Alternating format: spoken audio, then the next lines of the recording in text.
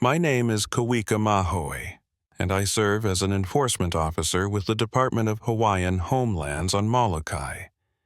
If you're watching this from anywhere on the mainland, you probably think Hawaii is paradise. Beaches, resorts, luau's for tourists. But Molokai isn't like the other islands. We have no traffic lights, no elevators, no chain stores, and we like it that way. What we do have is something the tourist board will never mention. A forest where death prayers from the 1650s are still actively killing people, and a legacy of spiritual warfare that makes Salem look like a disagreement over tea. Molokai is called the Friendly Isle in the guidebooks. That's marketing. The real name, the one spoken in whispers by natives who know, is Pu'ul'anaina, the island of death prayers. And I'm the officer who has to retrieve the bodies when outsiders ignore our warnings about the kapu zones. It started 3 weeks ago, October 7th, 2024. I got a call about missing hikers in the Kaunakakai forest. 2 mainland college students who'd ignored the no trespassing kapu signs because they thought it meant keep area pristine usually. They'd been missing for 72 hours. In most places, that would mean search and rescue. On Molokai, it means recovery and ritual cleansing. I found them on the 4th day, and I wish I hadn't. They were standing upright in a grove of kukui trees, perfectly preserved like statues. Not dead, that would have been merciful. They were suspended between life and death, their eyes open but reflecting scenes from 1650, their mouths moving in prayers that hadn't been spoken for centuries. When I touched Marcus Chen's shoulder to check for a pulse, I experienced his last 3 days through his eyes in a matter of seconds. He'd entered the forest looking for Instagram-worthy shots of authentic Hawaii. What he found was a clearing where reality was thinner than paper. In that clearing, the Kahuna Wars of the 17th century were still being fought. Sorcerers hurling death prayers at each other with such intensity that the very air had crystallized with lethal intent. Marcus had walked into a prayer meant for someone who'd been dead for 400 years, and now he was caught in its loop, dying over and over again, unable to complete the death because he wasn't the intended target. I called it in to my supervisor, Edith Kaho'ohanohano, a woman who'd been dealing with Molokai's spiritual hazards for 30 years. "Don't move them," she said immediately. "Don't even touch them again." I'm sending Uncle Tommy. Uncle Tommy Ka'aukai wasn't really anyone's uncle, but that's what everyone called the 87-year-old kahuna, who served as our unofficial spiritual first responder. He arrived within the hour, took one look at the scene, and began preparing for something I'd only heard about in stories, a prayer battle with the dead. "The ana is still active," he explained, pulling out tea leaves, sea salt, and a carved tiki that looked older than the island itself. "These prayers, when cast by true kahuna, don't dissipate. They wait, they hunt, they fulfill their purpose even if it takes centuries. Can you save them?" I asked. He looked at me with the eyes that had seen too much. The question isn't can I save them, it's whether they want to be saved. They've been experiencing the moment of death for 4 days. Their minds might prefer to complete the journey rather than return. What happened next still gives me nightmares. Uncle Tommy began chanting in Old Hawaiian. Not the Hawaiian taught in schools, but the deep language, the one that predated Western contact. As he chanted, the air in the clearing began to thicken. I could see them, translucent figures in traditional kapa cloth, warriors and sorcerers still fighting their eternal battle. And among them, impossibly, were others, Japanese soldiers from World War II, still in uniform. Spanish conquistadors who'd somehow made it to Hawaii in the 1500s. American missionaries from the 1820s, all caught in the crossfire of death prayers that didn't care about time period or nationality, all dying eternally in that cursed grove. But the worst part was what Uncle Tommy whispered to me while maintaining his chant. This isn't natural. Someone's been feeding the prayers, keeping them active, weaponizing them. Before he could explain, Marcus Chen's body convulsed. When his mouth opened, a voice that wasn't his spoke in perfect 17th century Hawaiian. Uncle Tommy translated without breaking his own chant. The treaty is broken. The old agreements are void. The island will reclaim what was taken. The death of the old ways demands payment in blood. That's when I learned the first truth about Molokai that the history books won't tell you. In 1650, the kahuna of Molokai made a spiritual treaty. They would contain their death prayers to specific areas, create kapu zones where the lethal energy could dissipate without harming innocents. In exchange, these zones would remain untouched forever, sacred spaces where the veil between life and death stayed thin as a memorial to their power. But in 2019, a development company had tried to build a resort on the edge of one of these zones. They'd bulldozed 3 acres before local protests stopped them. Those 3 acres had contained 17 death prayers, sealed and dormant. Now they were free. And they were hungry. Uncle Tommy managed to extract Marcus and his companion, Sarah Williams, from the prayer loop, but they weren't the same. Marcus couldn't stop speaking in ancient Hawaiian, describing battles he'd never fought, naming ancestors he'd never had. Sarah aged 15 years in 15 minutes, then reversed back to her normal age, trapped in a temporal fluctuation caused by experiencing multiple deaths across multiple centuries. We got them to Molokai General Hospital, but within hours, the federal agents arrived. Not FBI, not NSA, something else. They wore badges from the Office of Indigenous Metaphysical Events, a department I'd never heard of. Agent Linda Nakamura, a Japanese Hawaiian woman with eyes that suggested she'd seen worse than what we were dealing with, took over the scene immediately. "Mr. Mayho," she said, reviewing my report, "how long have you been aware of the active ana-ana sites on Molokai?" "Everyone knows about the kapu zones," I replied carefully. "We just avoid them." "That's not what I asked. How long have you known they're actively hunting people?" I thought about lying, but something in her expression told me she already knew the truth. 3 years. Ever since the resort construction disturbed the containment. She nodded. "And in those 3 years, how many unreported deaths?" 7 that I know of. All ruled as hiking accidents or natural causes. "Show me the sites." All of them. Over the next 3 hours, I took Agent Nakamura and her team to every kapu zone I knew about. There were 13 official ones, places marked on our maps as dangerous, either due to unstable terrain or cultural significance. But there were others, unmarked places that locals just knew to avoid. The Waikolu Valley, where even birds wouldn't fly across. The grove of standing stones where compasses spun wildly and GPS units showed locations that didn't exist on Earth. The pathway to nowhere. A trail that looked normal but led walkers into 1893, right into the middle of the Hawaiian Kingdom's overthrow. At each site, Nakamura's team took readings with equipment that looked like it belonged in a sci-fi movie.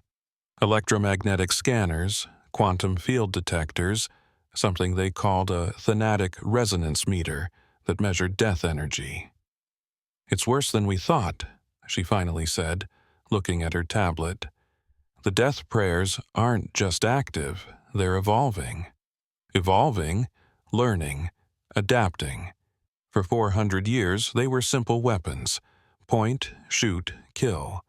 But exposure to modern consciousness, modern fears, modern technology, they're becoming more sophisticated, more autonomous." She showed me a video from a hidden camera at one of the sites.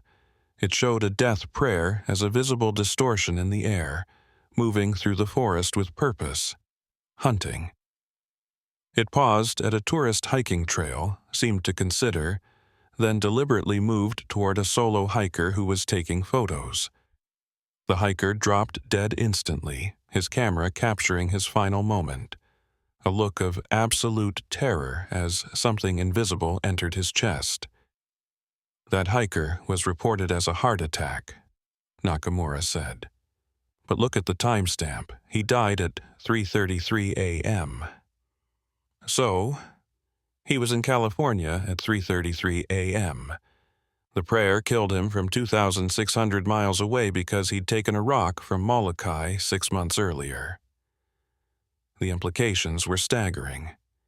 Every tourist who'd taken a souvenir, every developer who'd disturbed sacred ground, every person who'd ignored the kapu warnings, they were all potential targets for prayers that could now hunt across space and time.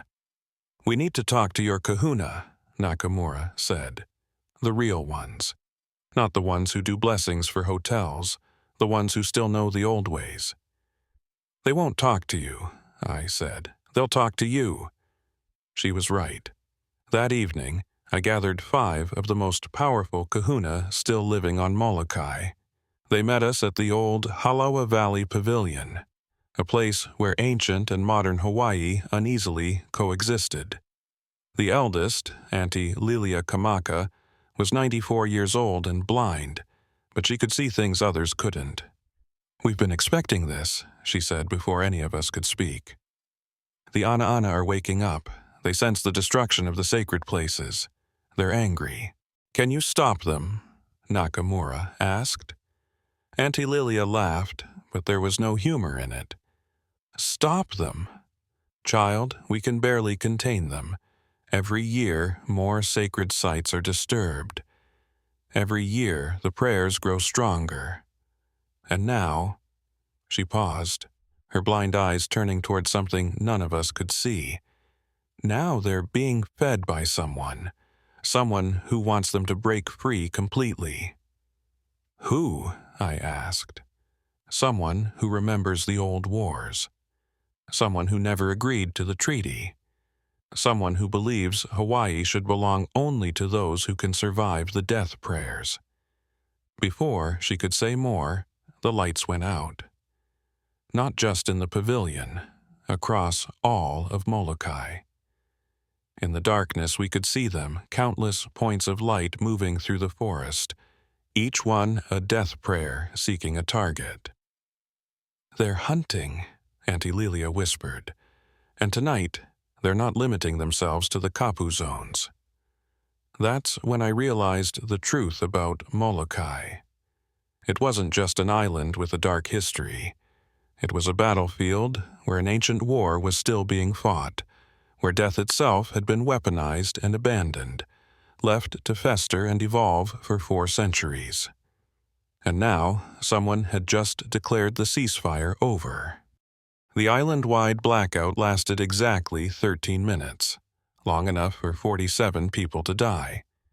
When the lights came back on, we found them scattered across Molokai, tourists in their hotel rooms, locals in their homes, all with the same expression of absolute terror frozen on their faces. No wounds, no signs of struggle, just death by pure spiritual violence. Agent Nakamura's equipment went haywire, detecting thanatic resonance levels that should have been impossible. Every death had occurred at precisely the same moment, 11:47 p.m., regardless of where the victims were on the island. "This is coordinated," she said, studying the data. "Someone's controlling them, directing them." Auntie Lilia hadn't moved from her spot during the blackout. While the rest of us had panicked, she'd been listening to something we couldn't hear. "The Keeper has awakened," she finally said. "I know who's doing this." She told us a story that had been carefully omitted from every history book about Hawaii. In 1650, at the height of the Kahuna Wars, there was one sorcerer whose power terrified both sides.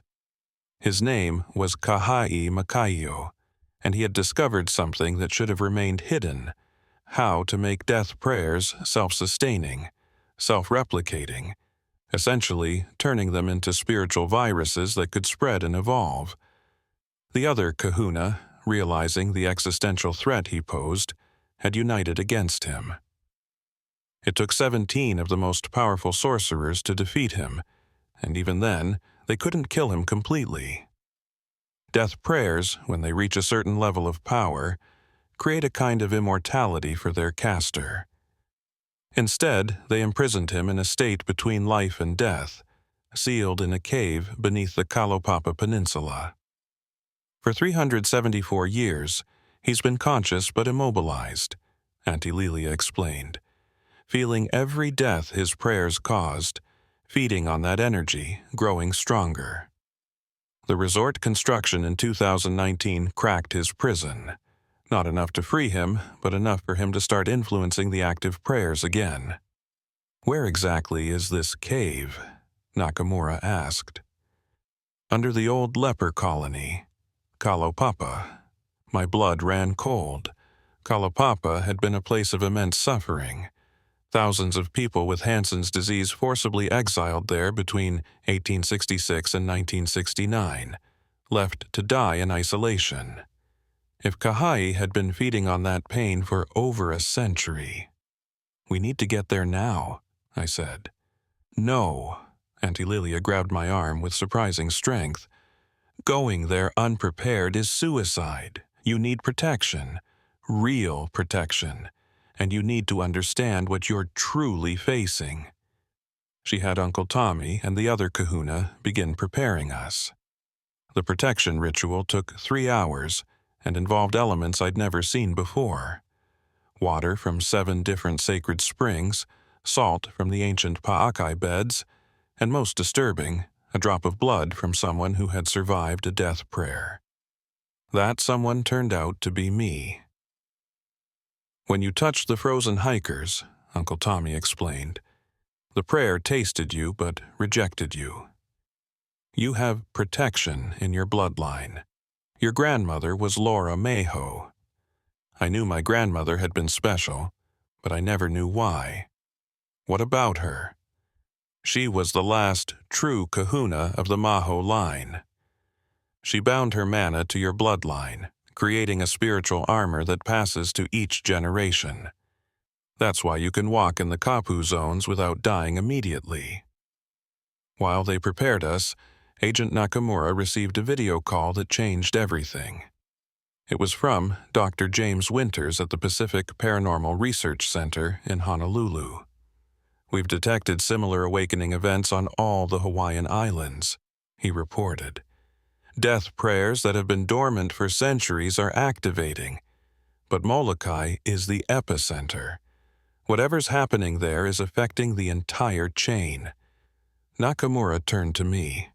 "We need to understand the full history, everything that's been hidden." Auntie Lilia sighed deeply. "Then you need to know about the Japanese soldiers." In 1946, a year after World War II ended, an American patrol found something impossible in a sealed cave on Molokai's north shore. 42 Japanese soldiers from a unit that had been planning to invade Hawaii were discovered perfectly preserved, mummified while standing at attention, still holding their rifles. They'd been dead since 1942, but their bodies showed no signs of decay. The official report claimed they'd been trapped in a cave-in, Auntie Lilia said. The truth was different. They'd stumbled into one of Kahai's secondary prayer chambers. The death prayers there were so concentrated, so powerful, that they killed the soldiers instantly, but also preserved them, trapping their spirits in an eternal moment of dying. "What happened to the bodies?" Nakamura asked. "The military took them. But not to return them to Japan, they took them to a facility on Ford Island. They wanted to study the preservation effect, weaponize it maybe." Nakamura made a call. 20 minutes later, she had confirmation. The bodies were still at a classified facility at Pearl Harbor, and they were still perfectly preserved. More disturbing, Instruments showed they were still dying. 8 decades later, the death prayers were still actively killing them in an endless loop. "There's more," Auntie Lelia continued. "In the 1960s, during the Cold War, the military tried to weaponize the death prayers. Project Soul Strike. They brought in scientists, psychics, even recruited a few native kahuna with promises of protecting Hawaiian culture. They tried to create controllable death prayers that could eliminate targets anywhere in the world. What happened? 37 researchers died in one night. The prayers turned on them. The project was shut down. The facility abandoned. But the research... Someone kept the research. A horrible thought occurred to me. The resort developers in 2019. What if they weren't trying to build a resort? What if they knew exactly what they were disturbing? Nakamura was already pulling up records. The development company, Paradise Holdings LLC, had dissolved immediately after the protests stopped construction. But its parent company had interesting connections, all leading back to a defense contractor that had worked on classified projects in the 1960s. "Son of a bitch," she muttered. They were trying to excavate something. The construction was just cover. Before we could process this, Uncle Tommy's phone rang. He listened, his face growing increasingly grave. "There's been another incident. The Ho'olahua Post Office." The Ho'olahua Post Office was famous for one thing. It let tourists mail coconuts as postcards. Thousands of coconuts with "Aloha from Molokai" written on them were sent worldwide every year. When we arrived, we found the postal workers frozen mid-motion, but alive. Their eyes moving frantically, but their bodies completely paralyzed. On every coconut waiting to be mailed, over 300 of them, the same message had appeared, burned into the husk in ancient Hawaiian. "The payment comes due. The land reclaims its mana. Those who steal from Molokai will return what was taken, in blood or in spirit." He's going to kill everyone who's ever taken something from the island, I realized. Every tourist with a rock or shell, everyone who mailed a coconut, everyone who carries a piece of Molokai with them. Auntie Lelia finished. Millions of people worldwide. Agent Nakamura immediately contacted her superiors. Within an hour, the CDC issued a vague health warning about contaminated souvenirs from Hawaii, trying to get people to dispose of items without causing panic. But we knew it wouldn't be enough. "We have to stop him at the source," Nakamura decided. "We go to Kalaupapa tonight. That's what he wants," Auntie Lelia warned. "He's been preparing for 374 years. The leper colony's suffering has given him power we can't imagine." "Then what do you suggest?" The old woman was quiet for a moment, then spoke words that chilled me to my core. "We need the Night Marchers." The Night Marchers, the spirits of ancient Hawaiian warriors who still patrol the islands, were not to be summoned lightly. They were as dangerous as any death prayer, maybe more so. But they were also the only force that might match Kahai's power. "I know where they gather," Uncle Tommy said quietly. "The Waikolu Valley, where even the death prayers don't go." We prepared to enter the most forbidden place on Molokai, to request help from warriors who had been dead for 1,000 years, to fight a sorcerer who had turned death itself into a weapon. As we drove toward the valley, the radio crackled with emergency reports. People were dying worldwide: Sydney, Tokyo, Los Angeles, New York. Anyone who'd ever taken something from Molokai was being targeted. The death toll was climbing into the hundreds. "How do we know the Night Marchers will help us?" I asked Uncle Tommy. "We don't," he admitted. "They might kill us for disturbing them. But they're bound to protect Hawaii from threats to the spiritual balance. Kahai is definitely that." We reached the valley entrance at 2 a.m. The moment we stepped onto the trail, the temperature dropped 20 degrees. In the distance, we could hear them, drums that had been beating for centuries, getting closer. "Don't look at them directly," Uncle Tommy warned. "And whatever you do, don't run. Running marks you as prey." The drumming grew louder. Through the trees, we could see lights, torches that burned without smoke, carried by figures that marched in perfect formation. The night marchers were coming, and suddenly, facing Kahai seemed like the safer option. But we had no choice. To save millions of lives, we had to convince an army of the dead to fight in a war that had started before Captain Cook ever saw these islands. The first warrior emerged from the forest, and I understood why people who saw the night marchers rarely lived to tell about it. He was massive, nearly 7 feet tall, wearing traditional kappa armor and carrying a spear that seemed to be made of crystallized moonlight. His eyes were not eyes, but portals to the afterlife itself. He spoke in a language older than Hawaiian, but somehow I understood him. Why do the living disturb the eternal march? Uncle Tommy stepped forward, showing no fear despite the sweat pouring down his face. "We invoke the ancient compact. The island is threatened by one who breaks the laws of death itself. We request your aid and offer." He paused, then said words that made my heart stop. "We offer a life freely given to restore the balance." "No," I started to protest, but Uncle Tommy continued. "I offer my remaining years to join your march when this is done, if you will help us stop Kahai Makayo." The warrior considered this. Around us, hundreds of night marchers materialized, their ghostly forms illuminating the valley with an otherworldly light. They conferred in their ancient language, and I could feel the weight of centuries of tradition in their deliberation. Finally, the lead warrior spoke. "The offer is heard, but the one who disturbs the order of death has grown beyond our reach. To fight him requires the living and the dead to unite. Are you prepared for such a joining?" "What does that mean?" Nakamura asked. "Some of you must die temporarily," the warrior explained, his voice like distant thunder. "Your spirits will fight beside us while your bodies wait.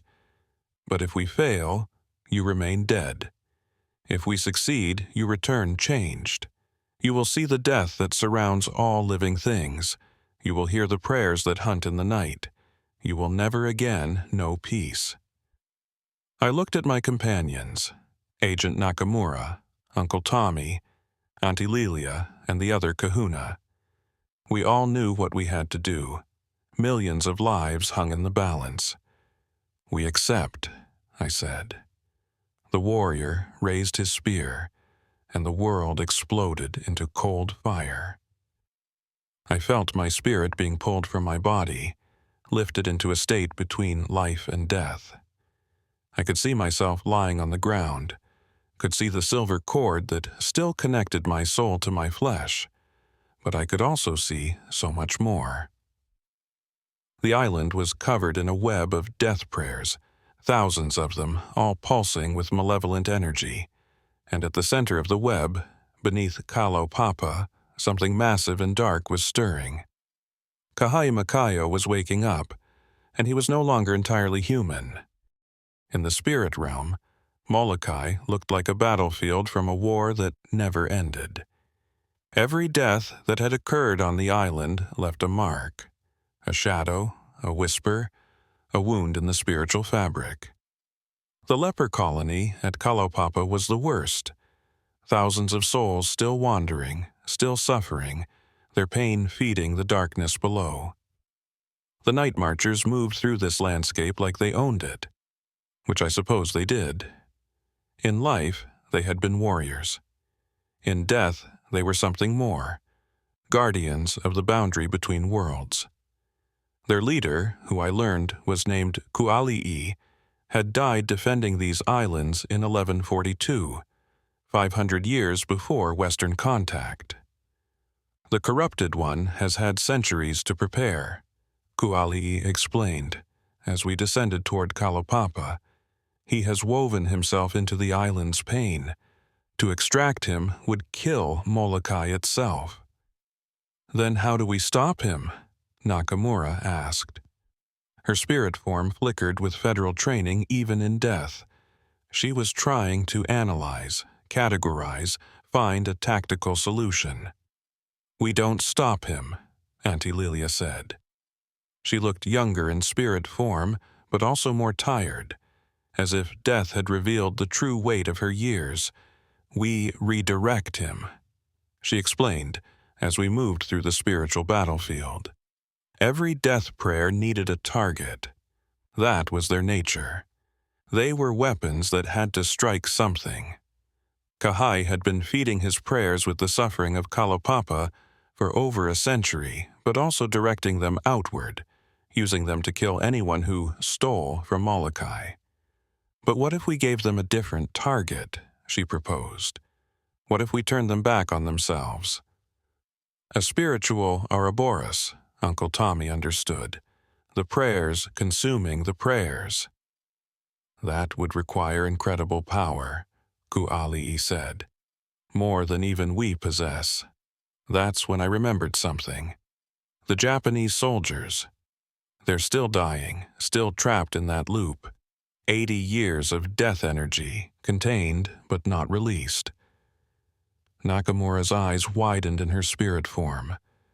We could weaponize their eternal death against Kahai. It was horrible to contemplate, using the suffering of those soldiers as a weapon. But they were already suffering, had been for decades. At least this would give their torment purpose. I can get us access to the facility, Nakamura said, but we'll need our bodies for that. Kuali'i raised his spear, and I felt myself slammed back into my physical form. The return to flesh was agonizing, like being stuffed into clothes that were too small. But worse was what I brought back with me, the ability to see the spirit realm overlaid on the physical. Death prayers appeared as writhing serpents of dark energy. The suffering of the dead manifested as a gray mist that clung to everything. We have 6 hours until dawn, Uncle Tommy said, checking his watch. After that, Kahai will have gathered enough power to break free physically. The drive to Pearl Harbor took 2 hours. Nakamura's credentials got us through the first 3 checkpoints, but the facility we needed was beyond classified. It took a call to someone she only referred to as the director to get us inside. The warehouse looked abandoned from the outside, but inside was a different story. Row upon row of crystalline containers, each holding a perfectly preserved Japanese soldier, frozen in their moment of death. The air thrummed with contained death energy. Jesus Christ, Nakamura breathed. There must be 500 of them. Not just Japanese, Uncle Tommy noticed, reading labels. Germans, Russians, Vietnamese, they've been collecting preserved death prayer victims from around the world. A man in a white coat emerged from the shadows. Dr. Harrison Chung, the facility's director. Agent Nakamura, I was told to give you full access, but I must protest. These specimens are invaluable for research. Your research ends now, she cut him off. We're taking the Japanese soldiers. All of them. That's impossible. The containment alone. I stepped forward, letting him see what I'd become. My eyes now reflected the spirit realm, showed him the death prayers writhing around us like hungry sharks. Doctor, in about 4 hours, every person who's ever taken a piece of Hawaii home is going to die.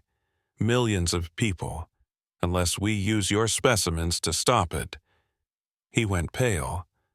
I collected a shell from Waikiki last year.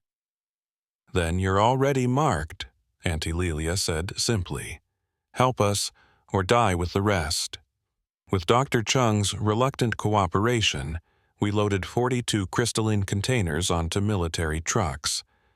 As we drove back to Molokai, I could feel the death energy building.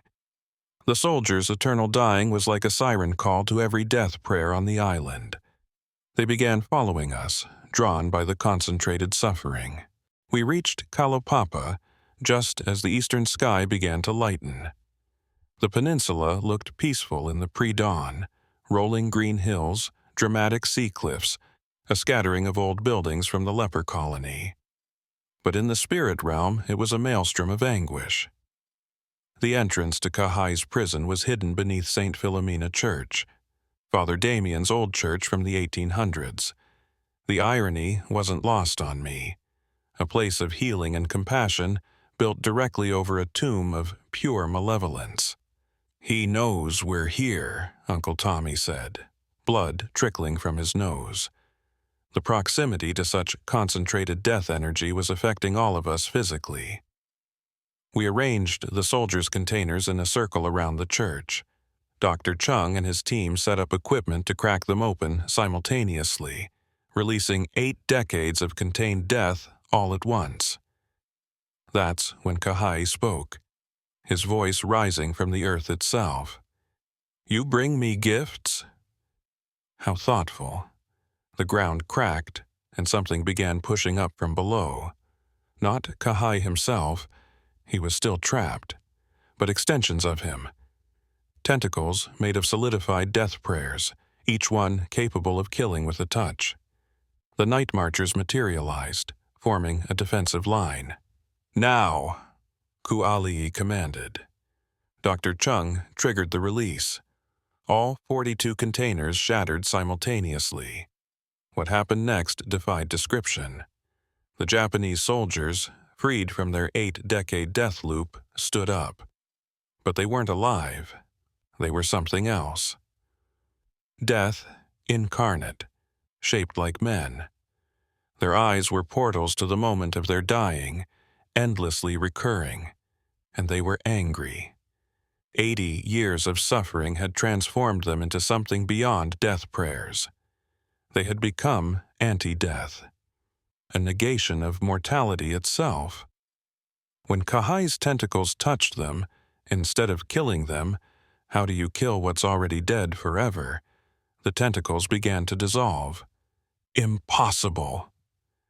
Kahai's voice cracked with something I'd never expected. Fear. The soldiers advanced in perfect formation, just as they had been trained. But now their enemy wasn't America.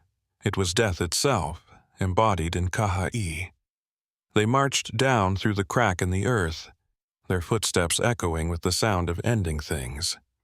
"We need to seal him while they have him distracted," Auntie Lelia said.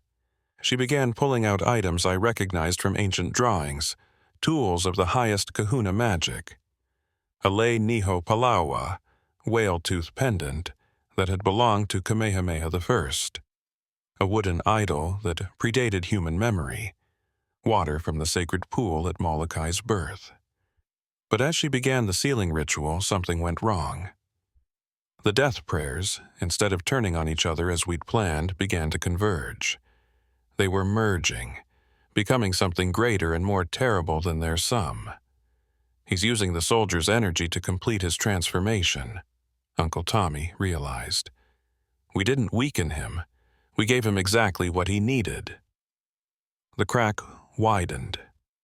Something massive began emerging. Kahai Makayo, after 374 years of imprisonment, was finally breaking free. But he no longer looked human. Centuries of absorbing death had transformed him into a creature of pure ending, a walking extinction event shaped vaguely like a man. He stood 30 feet tall, his body composed of every death that had occurred on Molokai. I could see faces in his skin, lepers, warriors, children who had died of disease, tourists who had fallen from cliffs. All of them were part of him now, their deaths woven into his being. "I am grateful," he said, his voice the sound of everything ending at once. "You have given me the final components I needed. The foreign deaths, the modern deaths, the technological deaths. I am no longer merely Hawaiian. I am universal death, applicable to all peoples, all nations. He gestured, and people began dying, not just on Molokai, but worldwide.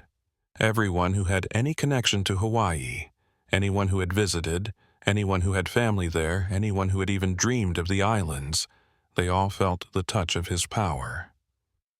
The death toll is in the thousands and climbing, Nakamura reported, somehow still receiving data feeds in this chaos. He's not just killing them. He's adding their deaths to himself, growing stronger with each one. That's when I understood what we were really facing. Kahai hadn't spent 374 years planning revenge. He'd spent them evolving, transforming from a Hawaiian sorcerer into something that transcended culture, race, and nationality. He had become death itself, and he was claiming his kingdom. "There's only one way to stop him," Kuali said, and I could hear the weight of centuries in his voice. "Someone has to take his place." "What do you mean?" "Death requires a keeper, someone to maintain the balance between life and ending. Kahai has corrupted that role, turned it into a weapon, but if someone else claimed it, someone with the strength to resist the corruption." He looked directly at me. "No," Uncle Tommy said immediately. "There has to be another way." "There is no other way," Auntie Lelia said sadly. "Kawika has the bloodline protection.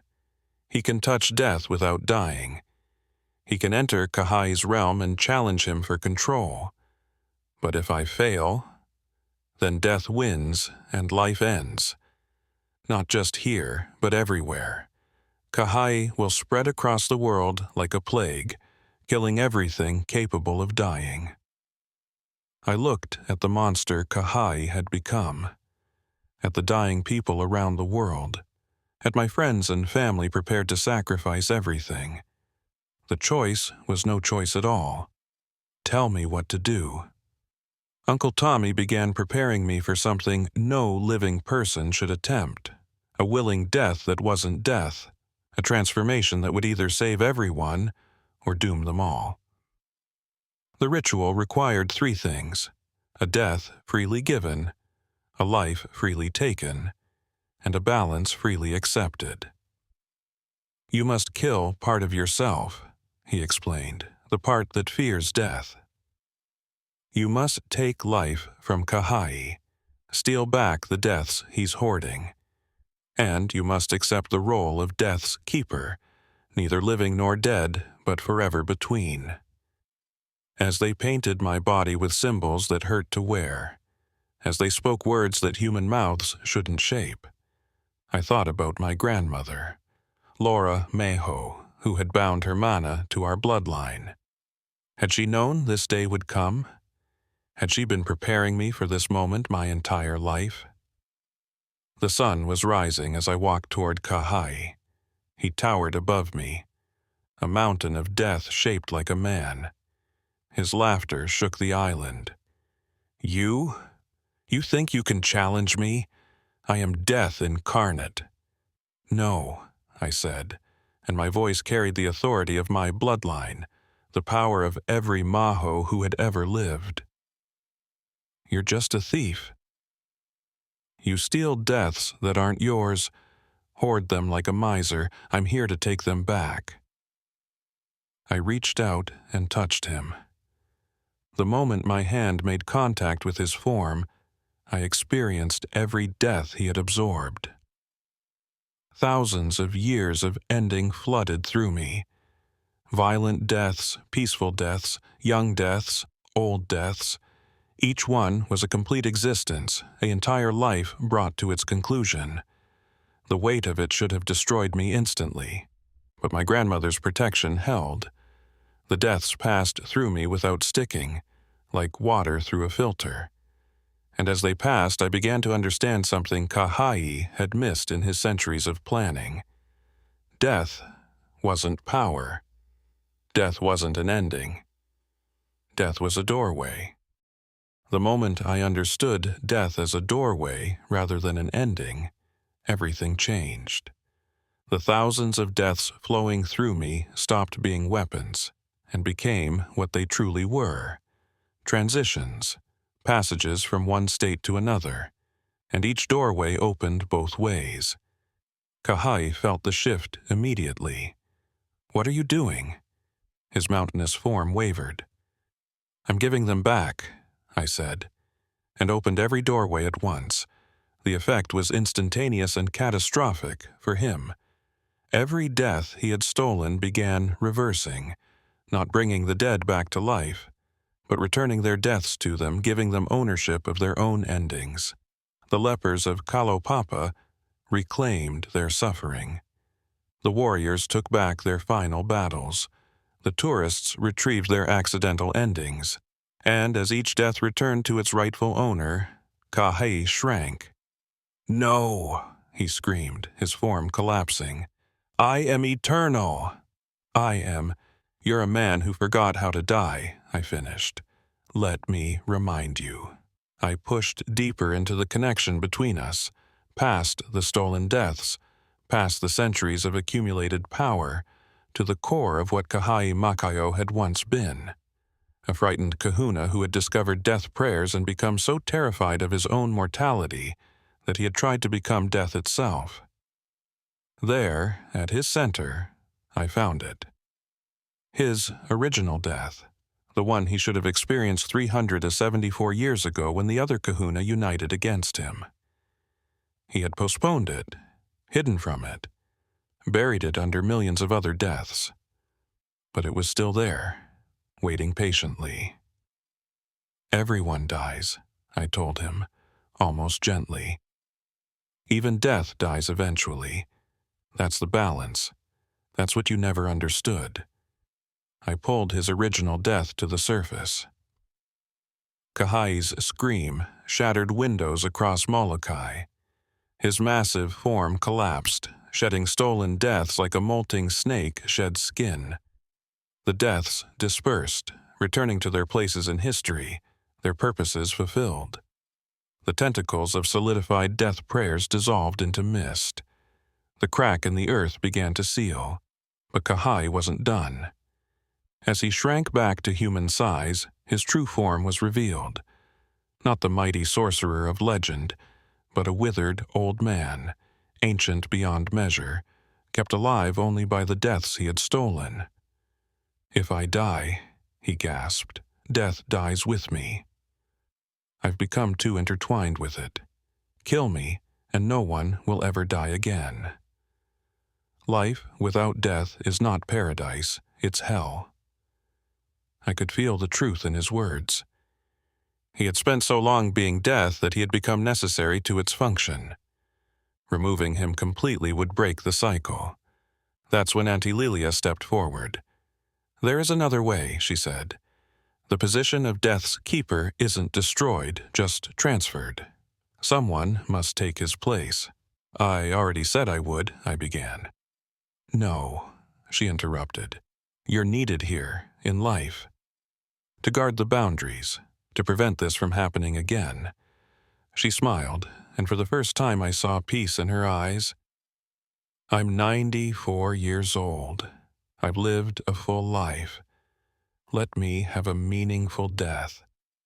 Before anyone could stop her, she placed her hand on Kahai's chest. "I accept the transfer. I accept the responsibility. I accept the balance." Light exploded between them. I saw in that moment the true nature of the transaction. The role of Death's keeper wasn't about power or control. It was about service, maintaining the balance between life and ending, ensuring that death remained a doorway rather than a wall.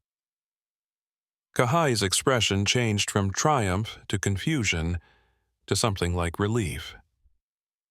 "Finally," he whispered, and crumbled to dust. Auntie Lilia absorbed the role, but she didn't transform into a monster. Instead, she became something else, translucent, existing simultaneously in multiple states. She was alive and dead, present and absent, human and more than human. "The balance is restored," she announced, her voice carrying harmonics from beyond the physical world. "Death returns to its proper function." Around the world, the dying stopped.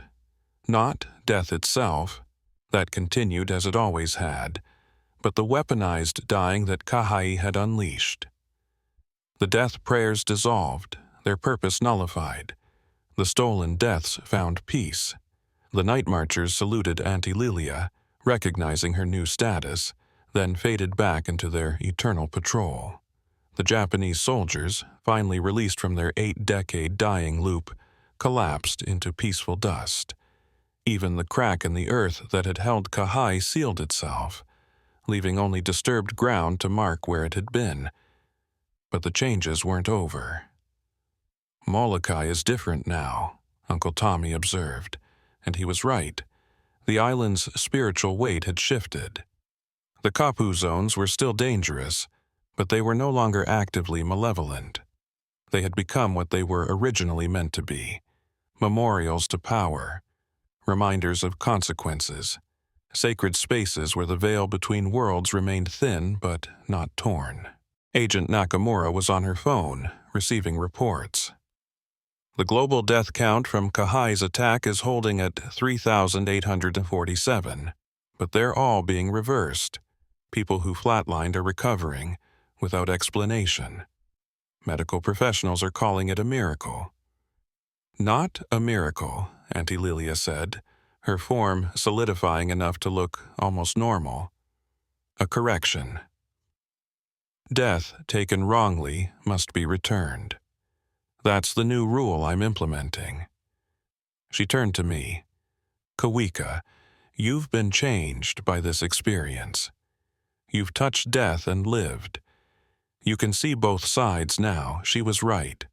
My vision had permanently shifted. I could see the spirit realm overlaid on the physical, could see the doorways that death represented, could feel the balance between ending and beginning. It wasn't comfortable, but it was necessary. "You're the guardian now," she continued. "Not of death, but of the boundary. Make sure no one ever again tries to weaponize the sacred. Make sure the balance holds." I understood. My role as a Department of Hawaiian Homelands officer had just expanded infinitely. I wasn't just protecting physical land anymore, but the spiritual territory that existed alongside it. Over the next few weeks, changes rippled across Hawaii. The Federal Office of Indigenous Metaphysical Events established a permanent presence on Molokai, with me as their liaison. Dr. Chung's facility was shut down, and all the preserved death prayer victims were given proper burial rites.